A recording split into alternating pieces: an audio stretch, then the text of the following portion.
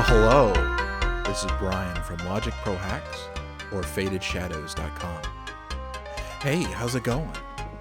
Well, today, tonight, in the morning, or wherever you're at, this is a really cool day. Yes, that's right. All right, so we have here a template that I created, and it's based off of Mozart's piano quartet in G minor. Quartet is usually a violin, a viola, a cello, and a piano. Out of that quartet, I took a standard Midi file that had a piano in it, and I broke it up, and I created a bass line, pads from it, synth lines, all these different instrument lines that you would normally see in a full set for like an EDM crossover kind of thing. And that's what I did here. And so I thought I would show you guys how this was made. So the first thing I would like to do is I would like to show you guys the just the very basic parts, and we'll build off from there. The first part is the sub. So we'll go ahead and we'll just show you the sub.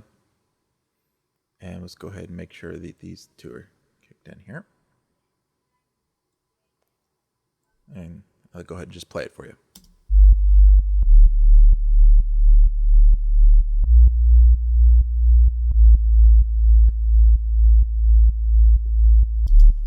Yeah, that's the heavy sub there. Hence the name, heavy sub. All right, and here's the off bass. Now, what I did with the off bass, you can see that it's hitting on every offbeat. Hence the name off bass.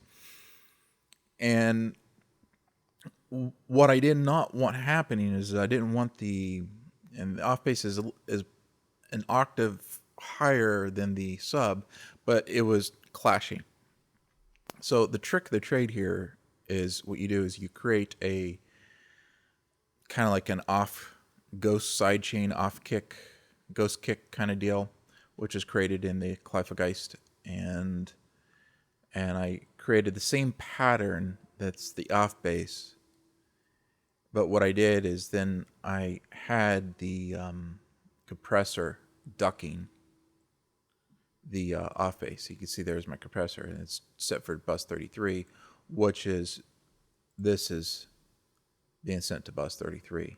So that way, when I didn't want the off bass and the sub clashing, so that helps. And so let's go ahead and play it and see what you guys think. So got these two enabled.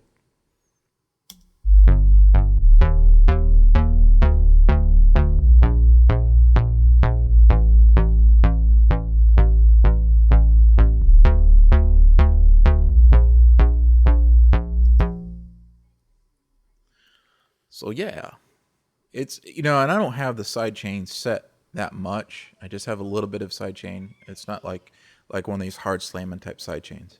It's just enough to where it leaves enough room for the off bass to come through on the sub. And it sounds really cool in the mix when you do it that way.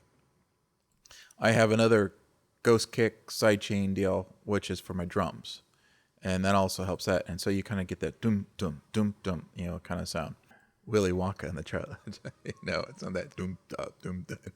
No, it's not like that. Now, so those are the subs. Now let's go ahead and let's do the pads. And I created 3 pads. Well, the first one is an air flute. I'll go ahead and just play that for you.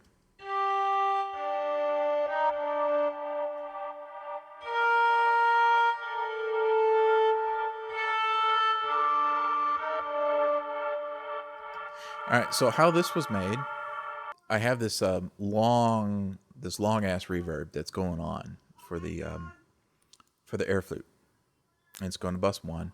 And basically, what it is, it's a tape delay, a platinum verb, and a compressor. On the compressor, I have it sidechained to bus 33, which is the off kick, or the off ghost off channel. And then on the pads, I have another compressor, and it's going to bus 32, which is going to the main kick. So you kind of get this in and out effect that's going on, and which sounds really cool because you got the main air flute, which has the main sidechain on the 4 on the floor type of kick, but its reverb is actually going to a different type of sidechain. It just kind of fools with your brain a little bit, and it just really sounds cool when when it gets into it. So I really like that. So that's in this template. I really did a lot of work in the processing. Let's go ahead and play the female vox. So go ahead and just play that.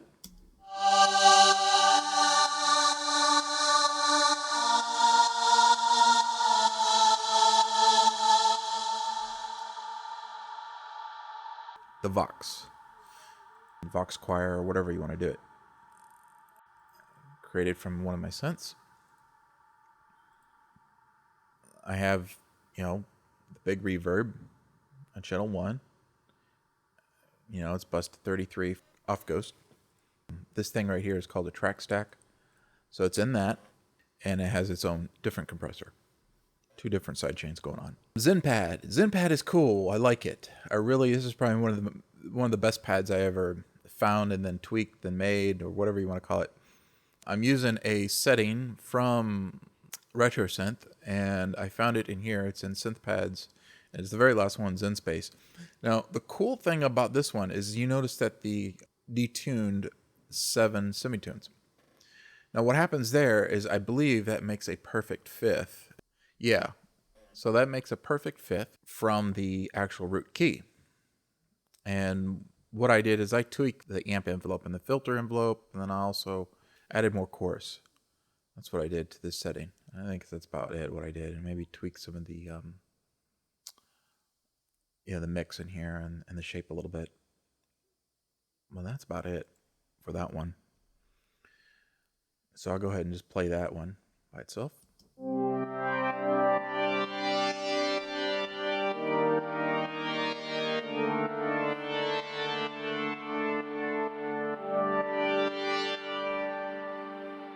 So, as you can hear, there's a lot of movement going on, and that was the other thing that I forgot I did, is I think the original setting I had is set right here, and I changed it over here, and then also increase the LFO speed so that way, you get this movement just for 1 bar. So that is the Zenpad, and then when you put them all together, it sounds like this.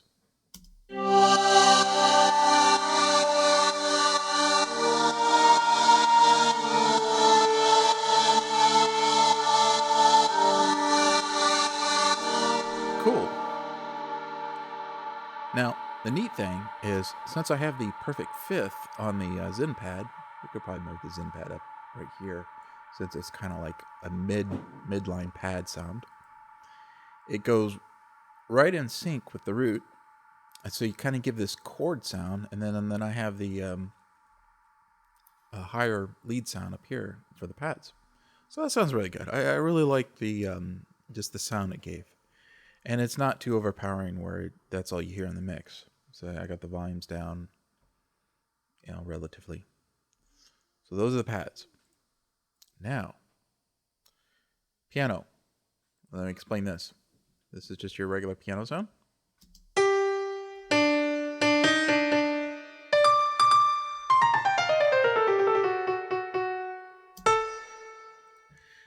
Now, as far as the piano, there's not going to be a piano, any sampled pianos included. What I'm using here is I'm actually using the regular default piano that you get in Logic, and it's called the Yamaha Grand Piano. Now, I will leave the settings. I did tweak the settings. A lot of times what I'll do is I'll increase the drive, maybe turn on the fat, give it some more oomph. It just depends. Maybe tweak, add a little bit more tail with the release. But that's about it.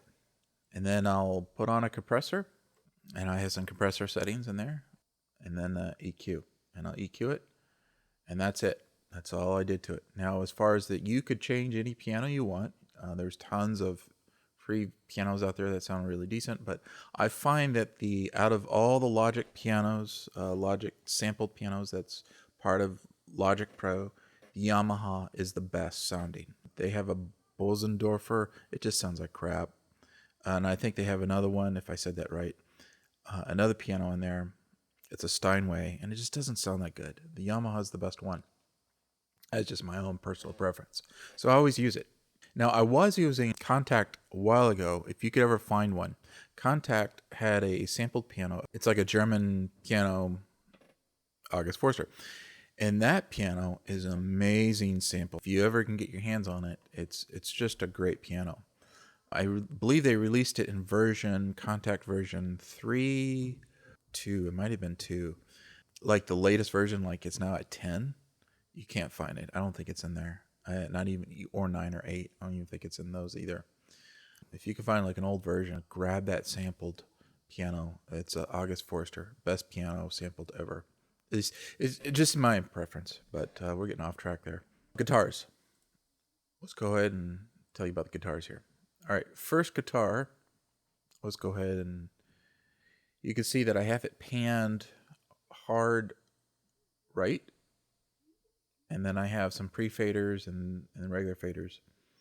The bus 7 is going to this, and I have a EQ on it and a limiter, so it gives your amplified sound.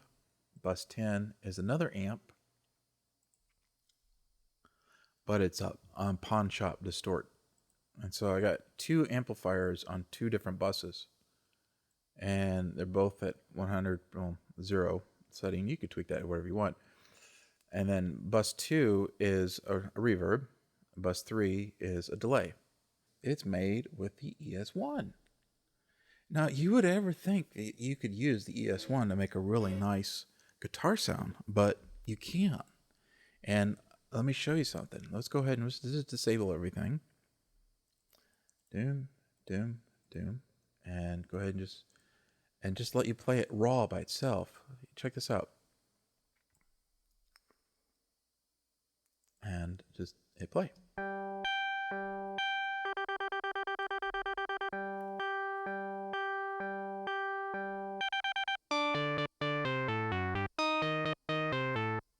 So let me go ahead and just change that real quick so you can hear it in full stereo.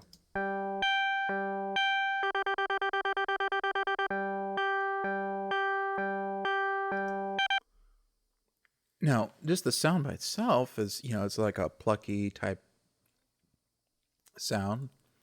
And the ES1 is really great for stuff like this, and a lot of people overlook the ES1. I actually find that I like to use the ES1 better than the ES2. It seems like it's just a more simpler interface. It's a little bit easier to get around. I just like it, but the ES2 is a lot more advanced. You can do more automation and all that, blah, blah, blah, blah. But my point is, I created a guitar out of this, and it's really cool. So I just use the default sound that comes on it, and then I just tweak the cutoff, add a little bit more drive, ADSR. I think that's it, really. That's all I really did. If we go ahead and just shut that out now, if we put all the effects on, the compressor and the EQ, let's see what it sounds like now. Yeah, it's a lot louder. Put this back to the hard right, because I'll explain why I'm doing that. And put these guys back on. Those are distortion amps. And my reverb and delay. Now listen to it.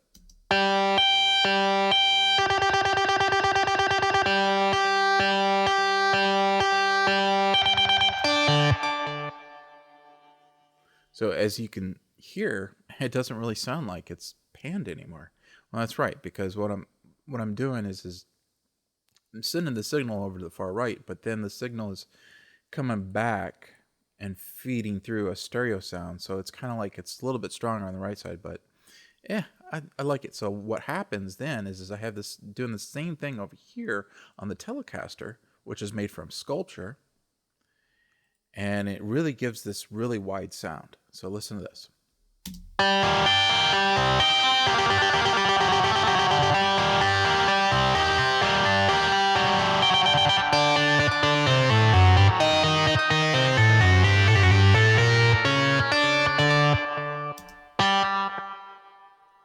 Yeah. Nice. And for the sculpture is just it's just the Telecaster setting that you find in sculpture, plucked instruments, Telecaster. I may have tweaked something. The EQ, probably, yeah, I tweaked that and then leave that on there. But I don't know if you know this, but the sculpture has this EQ in here, which is called a modeling EQ. It's a little bit different from a normal channel EQ. And what it does is it mimics the actual EQ of an instrument, and they put it in there. So I actually leave that EQ in there because it's almost like it's part of the instrument. So, and sometimes I may change it, and I honestly I can't remember if I did that or not on this one. But it sounds good right now, so I'm just going to leave it. And it's a template, and so you guys have the ability to change it if you want. Put different sounds, use different instruments, use third-party plugins, whatever you want to do. So that's the guitars. So the synths. I'm using ES2 for the first one, and it's just basically a setting I found and then just tweaked. It's called Nice Sinker, and I'll go ahead and just play that.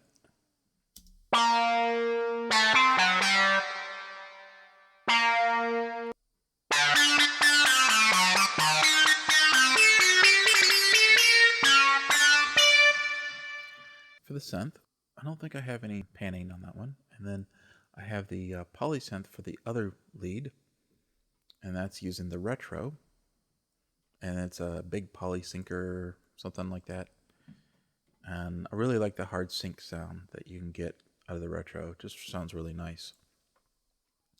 And when you put that together,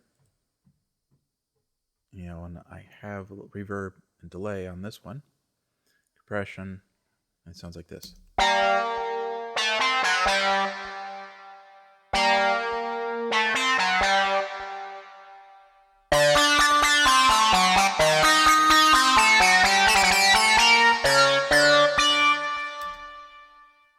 Cool. So those are the synths. Now let's go ahead to the pluck. The pluck is made from the ES2. And it's basically, you take your right click on here and just basically I was just going through here and just kind of figuring out, all right, what's a good sound for a pluck. And so I got the Vox, the sax, and it's a little bit of noise, and I got like that. And then I, just changed my resonance and my drive, and just added a few things. I had a pluck template that I created a while ago, and I just kind of just copied from that, and then I just tweak it until I like what I heard, and that's what I got here. And it's kind of like a stabby type sound because it has a little bit more, has some tail into it. You can see right here the release is up, and if we go ahead and just play that, this is what it sounds like. I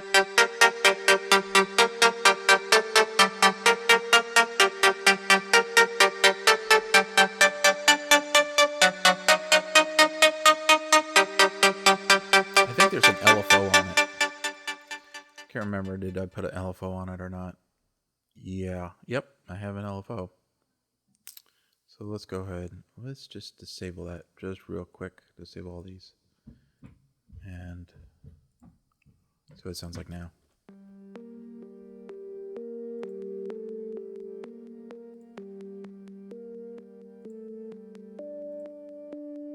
It's this one right here. That's what it was.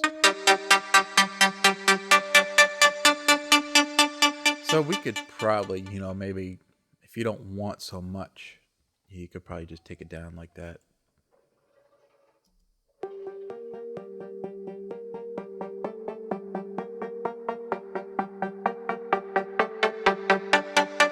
That sounds kind of cool. We could probably automate that too.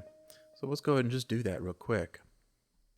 Let's go ahead and see, as I'm doing this videos, I realize, I can make that change and it'll even sound better. So that's what I'm going to do right now. And let's go ahead and now the best way to automate stuff I found is go over here and change the read to something like touch, and then let it play. Let's go ahead and just play it, and then just go ahead and just move the cutoff value that you wanted. Just move it a little bit until you see it come up, And then before you do anything, change it back to read, because if you go ahead and make another change again, it's going to mess you up. So I went, changed it back to read. Now highlight it. Just hit your delete key and delete those values because we want to create our own. And now we have the value that I wanted to control, which is the cutoff 1 and 2, and on the LFO setting, which is this value right here. This is what I'm going to be automating right here, is this one right here. Put that on the side, and then what we can do here is we can do something like this. Change it like that.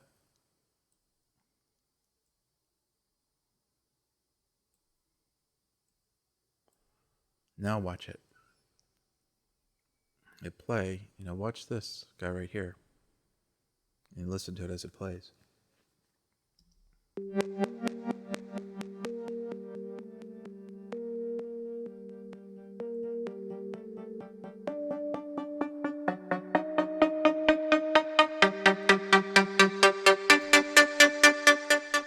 Oh, that's so nice.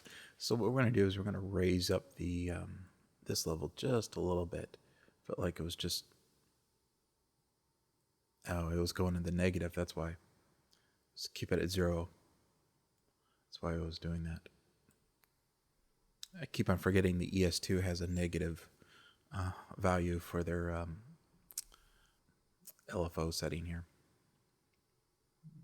So let's go ahead and just do this.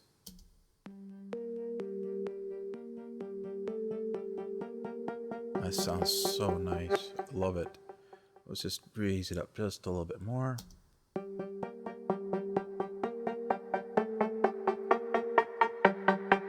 Oh, that's so nice.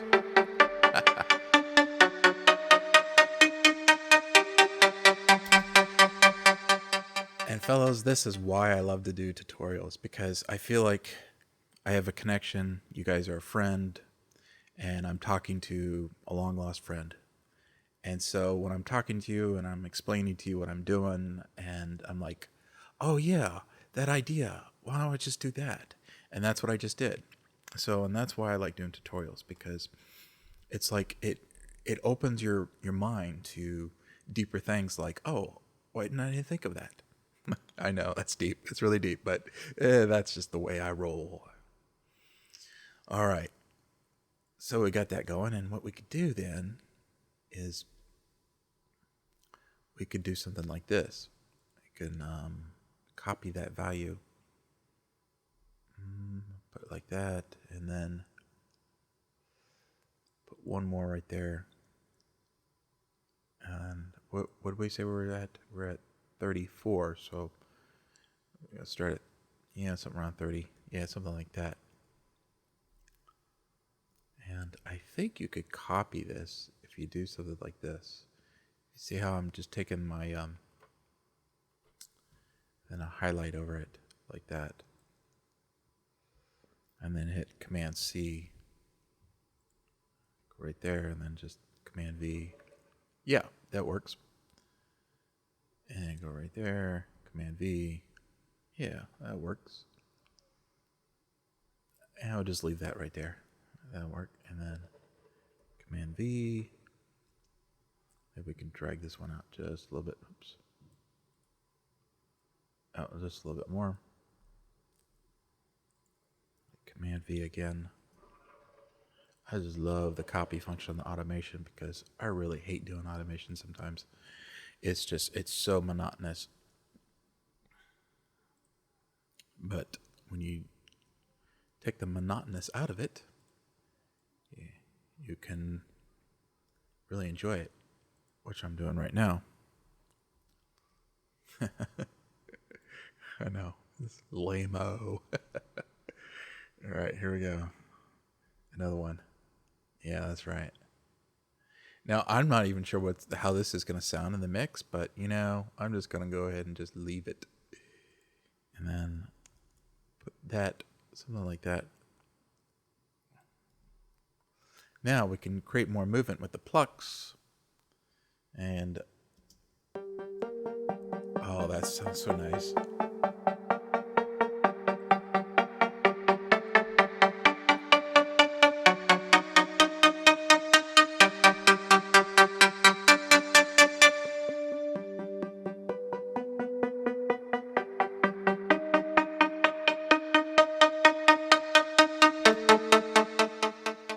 So that is the mega pluck coming at you in this template.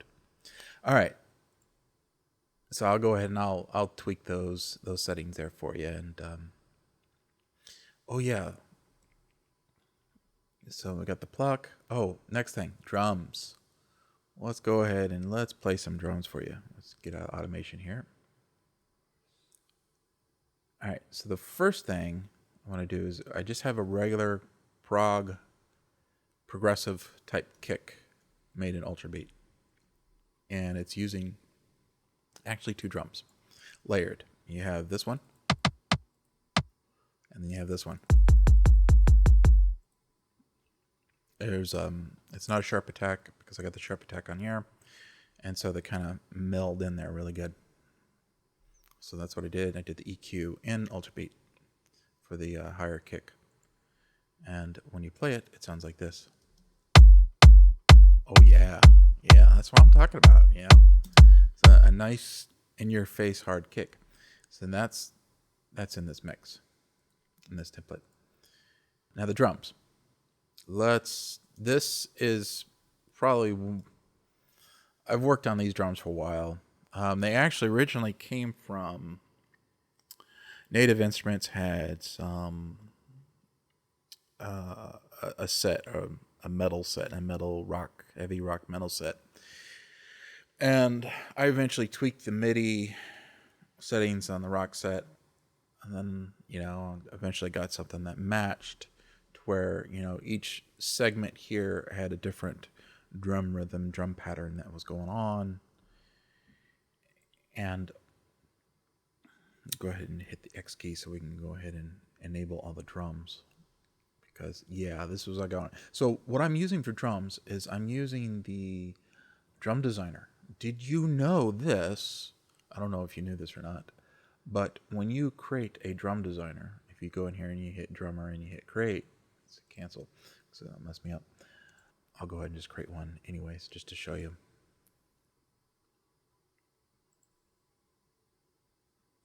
Come on, create. It's taking a while. There it goes. All right, so it comes up with, you know, drummer Kyle, and you can change all the different ones.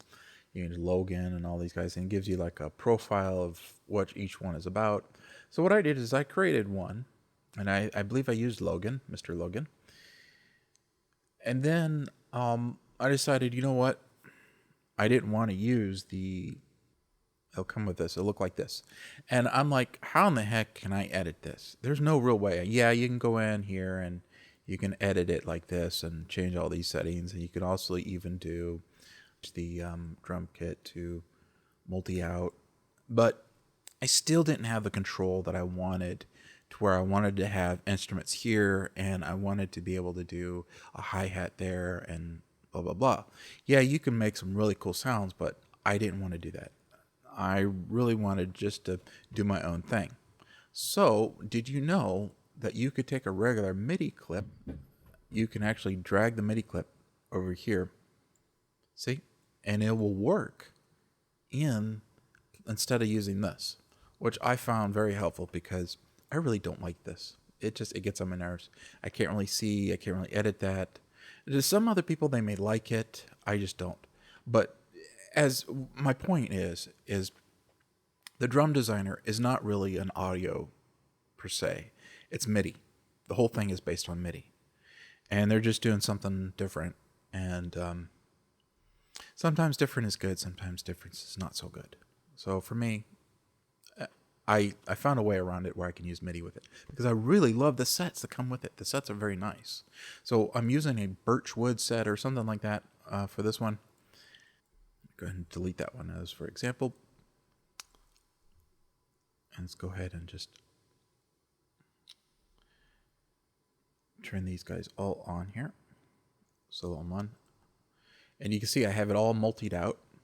I have 2 channels going to bus 9, which is my snare channel. For further processing, where's bus 9? Where were we? Yeah, all right, so here's bus 9, snare group. And you can see on my snare group, I have compressor, tape delay. Now, it's not a tape delay. It's actually tape distortion or tape saturation, as you want to call it, because what I do is I play with the delay setting. I take it all off, and then I go in and I up the feedback, and then go in here, there's this advanced part, and then I tweak the distortion level.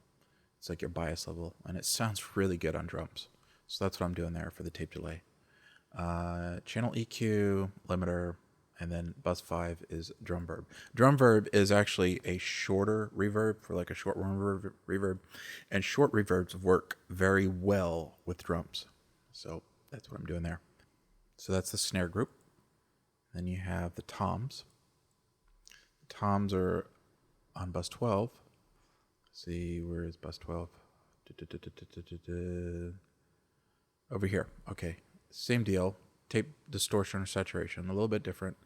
Compressor, limiter, same deal again. And I have compressor settings for toms. Let's see if you hear. You can see, you know, I use an opto for the toms. And then, so just meld them all together, and it sounds really good. So that's that. Let's go ahead and just play something for you. All right, let's start right here.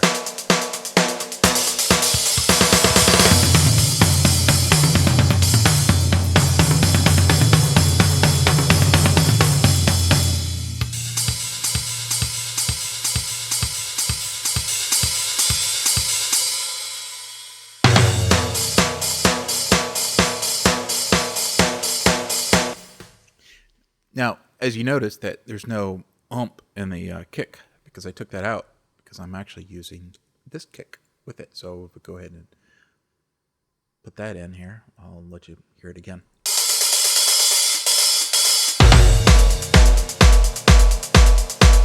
Yeah, that's what I'm talking about now.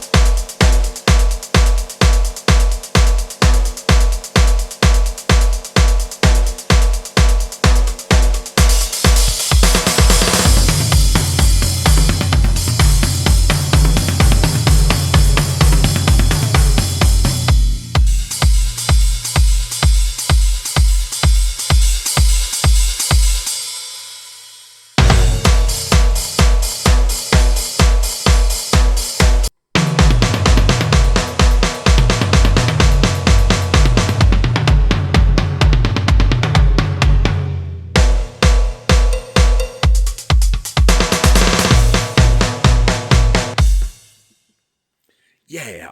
So that is some really fun stuff. I love the just the rock kit. You know, just after tweaking everything, I was able to get something really cool with the drums. And all those settings are there. Now, granted, you will have to have a drum designer, and you get all this cool stuff to work with and play with, especially if you're into classical crossover and hard rock music. So EDM, that kind of stuff. Heck, you can even raise the BPM up. I mean, you can make this in a dubstep if you wanted to. Change it to 140. So, further ado, let's check it out. All right, have fun.